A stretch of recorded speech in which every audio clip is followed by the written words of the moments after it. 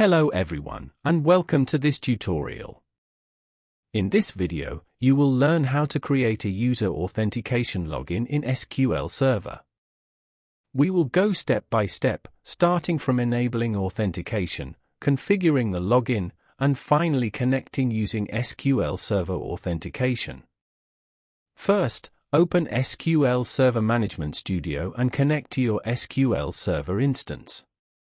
To create a SQL Server login, we must make sure that SQL Server Authentication is enabled and that the SA account is properly configured.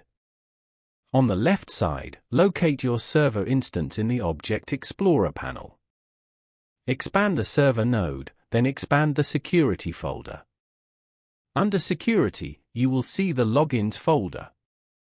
Click to expand it. Inside the Logins folder, locate the SA account. Right-click on SA, and then click on Properties. The Login Properties window will appear. From the left panel, click on the Status option. Here, make sure the Login option is set to Enabled. If it is disabled, select Enable to activate the SA account. Next, click on the General section. In the Password field, type your desired password. Then re-enter the same password in the Confirm Password field. Make sure that Enforce Password Policy is checked. This ensures your password meets SQL Server security requirements. After entering the password and confirming the settings, click OK to save the changes. Now, we need to enable SQL Server Authentication mode. Go back to the server instance in Object Explorer. Right-click on the server name, and then click on Properties. The Server Properties window will open.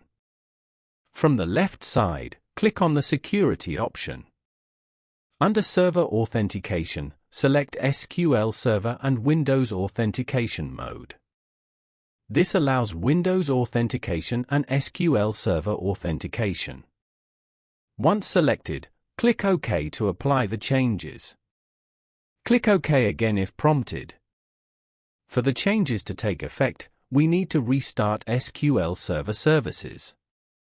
Now open SQL Server Configuration Manager. Inside Configuration Manager, click on SQL Server Services.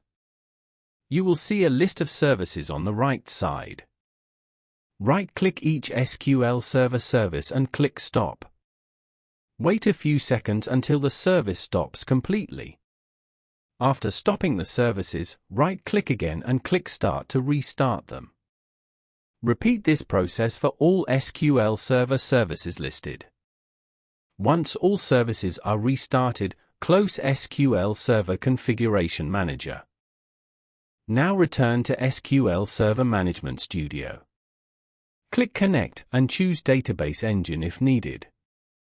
In the Server Name field, type your server name or device name. Under Authentication, select SQL Server Authentication. In the Login field, type SA as the username. Then enter the password you created earlier. After entering the credentials, click Connect.